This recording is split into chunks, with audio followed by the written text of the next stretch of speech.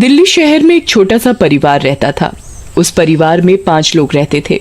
मोनू, मोनू की छोटी बहन शीना, मोनू का छोटा भाई बोलू और उसके माता पिता। मोनू गुड़गांव की एक बड़ी कंपनी में काम किया करता था। मोनू के छोटे भाई बहन पढ़ाई करते थे। मोनू को तरह तरह का खाना खाने का बहुत शौक था। वो चाहता था कि वो हर नए तरीके की डिश खाए। वो आए दिन बाहर से कुछ न कुछ खाया करता। उसको इतना बाहर से खाना खाता देख उसके माता पिता बहुत परेशान रहते थे। एक दिन की बात है, मोनू घर पर ही रहकर बाहर से खाना ऑर्डर करता है। ये देखकर उसकी माँ गुस्सा हो जाती है। क्या बेटा मोनू, तुम रोज ही कुछ न कुछ बाहर का खाते रहते हो। ये सब बाहर का डंगा कभी कभी चलता है, पर तुमने तो ये रोज का ही कर लिया है। ये घर में बना खाना कौन खाएगा? मैं रोज सुबह उठकर इतनी मेहनत से खाना बनाती हूँ, पर तुम्हें तो बाहर का ही पसंद आता है। अरे क्या बात कर रही हो माँ, आपको क्या पता रोज बाहर का अलग अलग खाना खाने में कितना मजा आता है। मैं तो रोज कुछ नया ट्राई करता हूँ। आप भी मेरी तरह कुछ रोज अलग अलग खाया करो, देखो कितना मजा आता है। आप पता नहीं कैसे खा लेती हो रोज वही दाल रोटी। मोनू की ये बात सुनकर उसकी माँ बहुत गुस्से में आ जाती है। तुम्हें ये बाहर का खाना किसी दिन इतना भारी पड़ेगा ना, तुम याद रखोगे, तब तुम्हें अपनी माँ की बात याद आएगी और मैं कुछ नहीं कर पाऊंगी। अरे क्या माँ, आप भी ना, ऐसा कुछ नहीं होने वाला। आप मेरी तरफ से बेफिक्र रहो। करो तुम अपने मन की, मैं तो तुम्हारी माँ होने के नाते तुम्हें समझा ही सकती हूँ। बाकी आगे तुम्हारी मर्जी है, तुम्हें क्या करना है क्या नहीं। देखते ही देखते मोनू का ऑर्डर आ जाता है और वो घर का खाना ना खाकर वही बाहर का खाना खाता है और उसकी माँ के हाथ का बना हुआ खाना ऐसे ही पड़ा रहता है। मोनू बाहर का खाना खाते हुए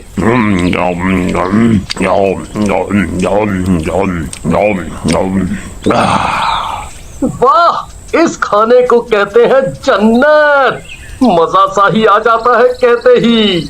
मोनू अपने भाई भोलू से बात करते हुए, भोलू, तू कैसे वही खाना खा लेता है, माँ के हाथ का बनाया हुआ? तुझे बाहर का खाना खाने का मन नहीं करता क्या? ये बात मोनू की माँ सुन लेती है। बेटा, तुम तो बाहर का खाते ही हो, कम से कम अपने भाई को तो ये गलत सीख मत दो।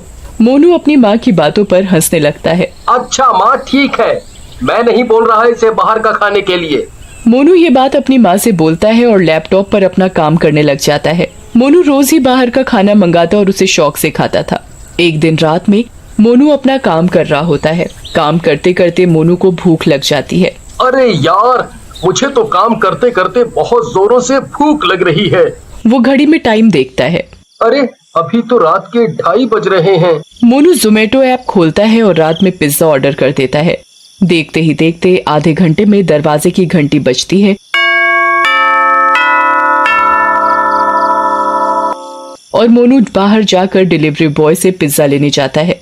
वो पिज्जा बॉय दिखने में कुछ अजीब सा होता है।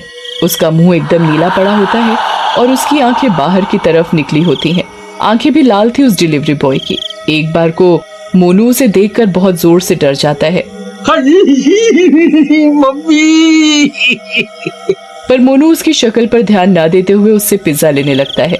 नमस्ते सर। डिलीवरी बॉय की आवाज भी बहुत भारी और खतरनाक थी। मोनू उसकी आवाज सुनकर और जोर से डर जाता है। मोनू उस डिलीवरी बॉय के नमस्ते का जवाब नहीं देता और फटाफट से पिज्जा लेने का सोचता है। डिलीवरी बॉय मोनू को फिर से नमस्ते करता है। नमस्ते सर। नमस्ते, मुझे बहुत जोरों की भूख लगी है भैया, आप बस जल्दी से मेरा ऑर्डर दे दो। क्या भैया, आपने भी आधी रात में पिज्जा मंगवाया? ऐसी क्या इमरजेंसी आ गई थी आपको कि इस टाइम आपको बाहर से खाना मंगवाना पड़ा? घर पर कुछ नहीं था क्या? मोनू को उस डिलीवरी बॉय की बात पर बहुत जोर से गुस्सा आ जाता है।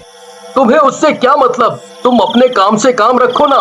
तुम हर कस्टमर को ऐसे ही उल्टा बोलते हो, तुम्हें शर्म नहीं आती क्या? तुम देखते जाओ, मैं तुम्हारी शिकायत अभी जोमेटो में करता हूँ।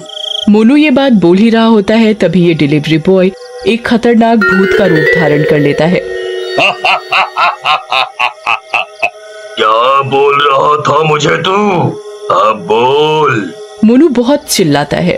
अरे अरे, कोई बचाओ, कोई बचाओ मुझे, मुझे कोई बचाओ, मैं भूत के कब्जे में आ गया हूँ। मोनू जोर जोर से चिल्ला रहा होता है, परंतु उसकी आवाज किसी को भी सुनाई नहीं दे रही होती। भूत अपनी शक्ति से उसकी आवाज ही गायब कर देता है और उसे गूंगा कर देता है। मोनू बेचारा बहुत चिल्लाता है पर उसकी आवाज कोई नहीं सुन पाता। देखते ही देखते एकदम से मोनू के अंदर ये जोमेटो डिलीवरी बॉय का भूत आ जाता है। अब मोनू एक साधारण लड़का नहीं होता, वो उसके अंदर एक भूत की आत्मा घुस चुकी होती है। अगली सुबह मोनू जब घर में उठता है तब उसका हाव भाव बिल्कुल अलग होता है। वो चुप चुप रहता, न किसी से बात कर रहा था न कुछ। भूतिया डिलीवरी बॉय की तरह मोनू की आंखें भी बिल्कुल लाल थीं और उसका मुंह भी नीला पड़ रहा था। मोनू की माँ को लगता है कि उसकी तबीयत खराब है, पर वो इस बात से अनजान थी कि उसके अंदर एक जोमेटो डिलीवरी बॉय का भूत है। दोपहर के समय मोनू अपनी माँ से बात करते हुए, माँ, मुझे बहुत जोरों से भूख लगी है, मुझे खाना चाहिए। ये बात सुनकर मोनू की माँ हक्की बक्की हो जाती है। अरे मोनू, तुम्हें आज क्या हुआ? तुम्हें भला आज घर के खाने की क्या सूझी? तुम्हें तो रोज बाहर का ही खाना पसंद आता है। मेरे हाथ का बनाया खाना तो तुम्हें देखना भी पसंद नहीं था। एक तरफ मोनू की माँ हैरान भी थी और दूसरी तरफ बहुत खुश भी थी कि उसके बेटे ने आज खुद अपने मन से घर का खाना मांगा है। पर ये खुशी मोनू की माँ की कुछ ही देर की थी। भला उसकी माँ को क्या पता था कि उसके बेटे मोनू के अंदर एक जोमेटो डिलीवरी बॉय की आत्मा घुस गई है। मोनू की माँ ज्यादा ना सोचते हुए खुशी खुशी अपने बेटे के लिए दोपहर का खाना बनाती है। ले बेटा मोनू, घर का खाना खा, ये है बिल्कुल पौष्टिक खाना। तुझे ये खाना पसंद भी आएगा और इससे तेरी सेहत भी बनेगी। मोनू अपनी माँ की बात का कोई जवाब नहीं देता और चुपचाप खाना शुरू कर देता है। देखते ही देखते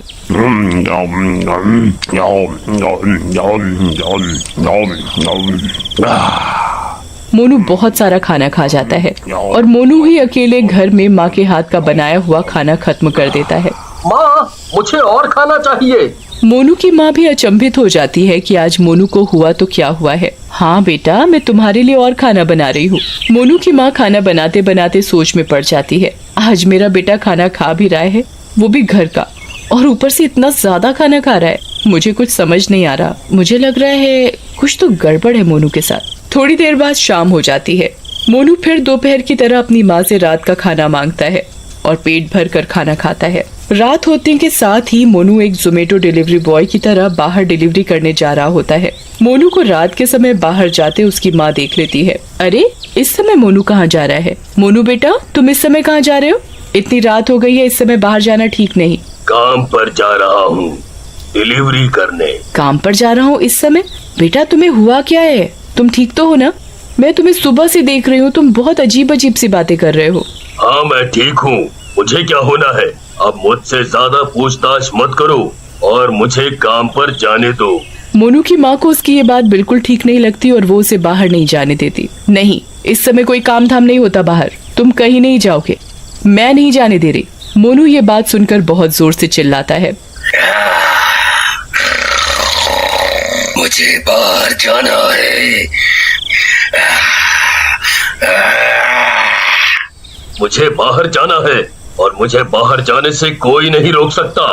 मैं बाहर जाऊंगा मतलब जाऊंगा। मैं भी देखती हूँ तू आज इस समय कैसे बाहर जाता है। मोनू की माँ ये बात बोलती है और घर के गेट पर ताला लगा देती है। ये देखकर मोनू के अंदर का डिलीवरी बॉय का भूत बोलने लग जाता है। ए औरत, तू पागल है क्या? तुझे नहीं पता हम भूत प्रेत रात में ही बाहर होते हैं। हमारी शक्तियाँ रात में ही ताकतवर होती हैं। चल, अब गेट खोल।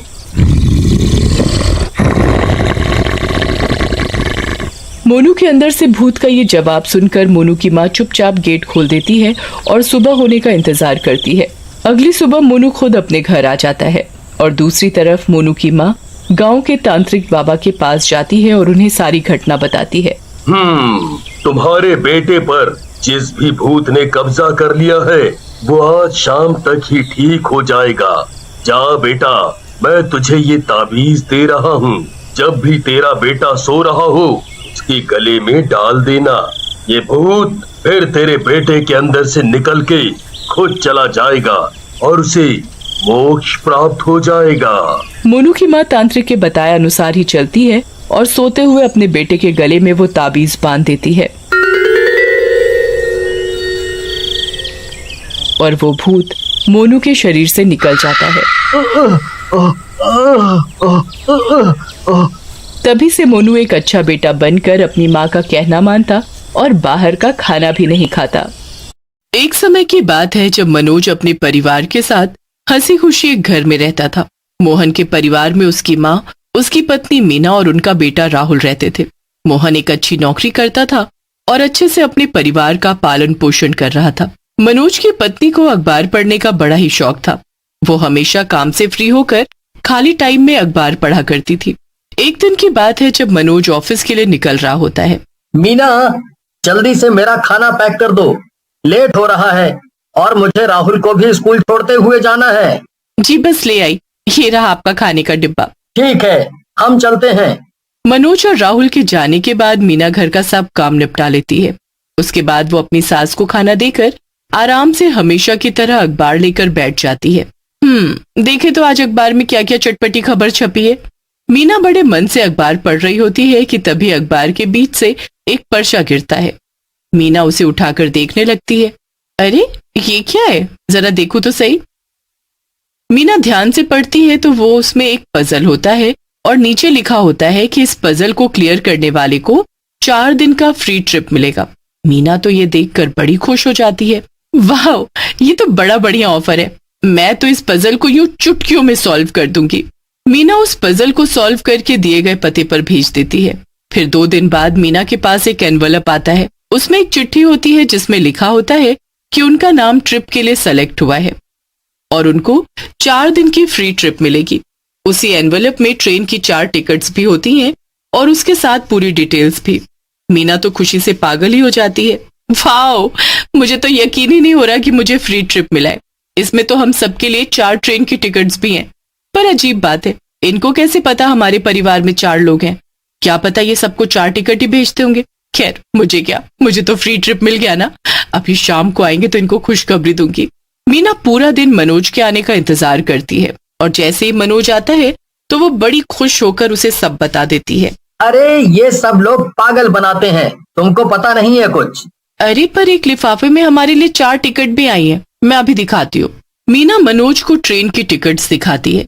टिकट्स देखकर मनोज को यकीन हो जाता है कि मीना सच बोल रही है और सच में उसे फ्री ट्रिप मिला है। सब लोग ट्रिप के लिए बड़े खुश होते हैं।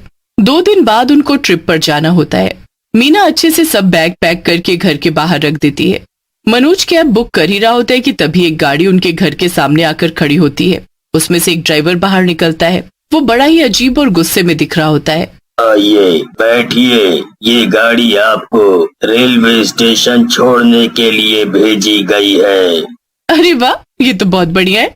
सब लोग गाड़ी में बैठ जाते हैं। कुछ ही देर में ड्राइवर उनको एक रेलवे स्टेशन पर छोड़ देता है। रेलवे स्टेशन बड़ा ही अलग सा और अजीब दिख रहा होता है। ये रेलवे स्टेशन है कौन सा? मैंने ना कभी देखा और ना कभी इसके बारे में सुना। ये नया रेलवे स्टेशन खुला है, आप जल्दी जाइए वरना आपकी ट्रेन ना निकल जाए। हाँ, सही बोल रहे हो आप भैया, चलिए जी जल्दी चलिए। सब लोग रेलवे स्टेशन के गेट के अंदर जैसे ही घुसते हैं तो सामने का नजारा बड़ा ही अलग होता है। हर तरफ दीवारों पर जानवरों की फोटो बनी होती है जो कि किसी न किसी को खा रहे होते हैं। ऐसे चित्र कौन बनाता है? अजीब रेलवे स्टेशन है। अरे आप ये देखो, हमारा प्लेटफॉर्म कौन सा है और हमारी ट्रेन कहाँ से आएगी। हाँ चलो, थोड़ा आगे चलो। गाड़ी के आने में 10 मिनट ही होता है। सब लोग एक बेंच पर जाकर बैठ जाते हैं। तभी वहाँ एक आदमी आता है। आप लोग इधर क्यों बैठे हो? चलो खड़े हो यहाँ से और दूसरी जगह बैठो। अरे ये बेंच खाली था तो हम आकर बैठ गए, इसमें आपको क्या दिक्कत है? दिक्कत मुझे नहीं पर उस आदमी को तो हुई होगी जिसके ऊपर आप चारों लोग बैठ गए हो, और वो बेचारा शायद मर गया है। ये सुनकर सबकी नजर अपने नीचे जाती है। वो देखते हैं कि बेंच पर एक बूढ़ा आदमी लेटा हुआ है जिसके ऊपर वो सब बैठ गए हैं। वो चारों जल्दी से खड़े हो जाते हैं और उस बूढ़े आदमी को हिलाते हैं। मर गया वो बेचारा, जाने कैसे लोग हैं। बेंच पर लेटा हुआ एक बूढ़ा आदमी नहीं दिखा? अजीब, ये बेंच तो खाली था तभी तो हम इस पर बैठे थे। ये बूढ़ा आदमी पता नहीं कब आकर लेटा। पता नहीं मीना, कुछ समझ नहीं आ रहा। ये बूढ़ा आदमी हमारी वजह से मर गया ना? हाँ, तुमने मार डाला इसे। वो आदमी फिर एक दुकान वाले को आवाज देता है। वो दुकान वाला आकर उस बड़े आदमी को अपने कंधे पर डालता है और ले जाकर अपनी दुकान के फ्रिज में रख देता है। ये सब देखकर तो मनोज और उसके परिवार का दिमाग। मीना, ये दुकान वाले ने इसको फ्रिज में रख दिया और देखो इसकी मीट की ही दुकान है, ये कहीं इस आदमी को तो काट कर नहीं बेच देगा। अजी ऐसे मत बोलो, मुझे बहुत डर लग रहा है। मैं तो बोलता हूँ वापस घर चलते हैं, यहाँ कुछ ठीक नहीं है। पर हमारी ट्रिप? ये सब देखकर भी तुमको फ्री के ट्रिप की पड़ी है। चलो बैग उठाओ और घर वापस चलो। मनोज और मीना बैग उठाकर वापस जाने ही लगते हैं कि तभी सामने से उनकी ट्रेन आ जाती है। ट्रेन के आने के बाद भी वो वापस जाने लगते हैं। जैसे ही वो रेलवे स्टेशन से बाहर जाने की कोशिश करते हैं कि वहां खड़े दो आदमी उन पर गुस्से से चिल्लाते हैं, ये क्या मजाक है, वापस जाओ, तुम ऐसे वापस नहीं जा सकते। ये क्या बदतमीजी है, हमें नहीं जाना तो नहीं जाना, हमारी मर्जी, तुम लोग ऐसे हम पर अपना जोर नहीं चला सकते। अच्छा तो बताएं अभी तुमको हम क्या कर सकते हैं। दोनों आदमी गुस्से में आकर भूत में बदल जाते हैं। ये देख सबके होश उड़ जाते हैं। देखा पापा, यहाँ भूत है, मैंने बोला था ना आपको। हमें छोड़ दो, हमें जाने दो। नहीं नहीं, ऐसे कैसे, अब इस भूतिया रेलवे स्टेशन से तुम वापस नहीं जा सकते। हमने आपका क्या बिगाड़ा है, ऐसा क्यों कर रहे हो हमारे साथ? हम तुमको जबरदस्ती यहाँ नहीं लाए, तुम अपनी मर्जी से आए हो। यहाँ लोग अपनी मर्जी से आते हैं पर जा नहीं पाते। सब भागने के लिए सब दूसरा रास्ता देखते हैं। वो प्लेटफॉर्म से भागते हुए दूसरी तरफ जाते हैं। कोई फायदा नहीं भागने का, देखो तुम्हारी ट्रेन तुम्हारे इंतजार में खड़ी है, अब चुपचाप इसमें चढ़ जाओ। नहीं नहीं, कभी नहीं, मैं अपने परिवार को कुछ नहीं होने दूंगा। मनोज अकेला समझ नहीं पा रहा होता कि आखिर वो उस भूतिया रेलवे स्टेशन से कैसे बाहर आए। चारों इकट्ठे होकर इधर उधर बाहर जाने का रास्ता ढूंढते हैं पर किसी को कुछ दिखाई नहीं दे रहा होता। पापा, अब क्या हम यहाँ से कभी नहीं निकल पाएंगे? नहीं बेटा, ऐसा मत सोचो, भगवान का नाम लो, वो हमारी मदद जरूर करेंगे। सब हाथ जोड़कर भगवान का नाम लेते हैं। फिर उसके बाद मीना अपनी आंख खोलती है तो उसे एक पिलर पर एक पजल दिखती है। मीना उस पिलर के पास जाती है। उस पजल के नीचे लिखा होता है, इसे सॉल्व करो और घर जाओ, नहीं तो सामने खड़ी ट्रेन में बैठ जाओ। जी देखो जी, ये क्या है? बिल्कुल वैसी एक और पजल। हमारे घर जाने का बस यही रास्ता बचा है, हमें इसे सॉल्व करना होगा और बस तभी हम अपने घर वापस जा सकते हैं। पर ये पजल्स तो बस तुमको ही सॉल्व करनी आती है ना। हाँ, मैं कोशिश करती हूँ। मीना उस पजल को ध्यान से देखती रहती है। बड़ा दिमाग लगाकर वो उसको सॉल्व करने लगती है। डर की वजह से मीना का दिमाग भी काम नहीं कर रहा होता, पर वो सबको बचाने के लिए पूरी कोशिश करती है कि वो पजल को सॉल्व कर सके।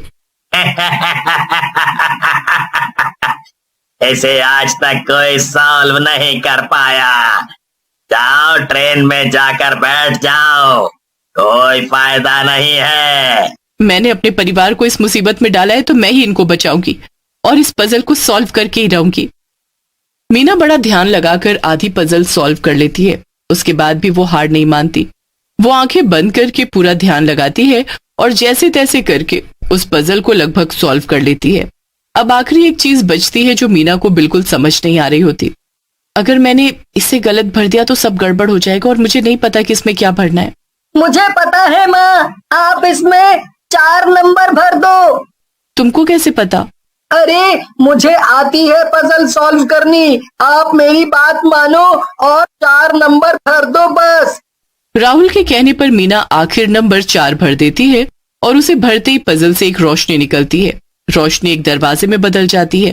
ये दरवाजा हमें घर तक पहुंचाएगा। आओ माँ, आप सबसे पहले आओ। सब एक एक करके उस दरवाजे में घुसते हैं और जब बाहर निकलते हैं तो सब अपने घर के बाहर खड़े होते हैं। सबको ये देख इतनी खुशी होती है, वो जल्दी से अपने घर में जाते हैं और चैन की सांस लेते हैं। अब आज के बाद तुम कोई भी ऐसी पजल नहीं खेलोगी, समझी? और कभी किसी फ्री के चक्करों में नहीं पड़ोगी। हाँ, मैं समझ गई, मैं कभी ऐसा नहीं करूंगी। वो दिन उनकी जिंदगी का बहुत बुरा दिन होता है, पर एक बुरे सपने की तरह वो उस एक दिन को भूल जाते हैं।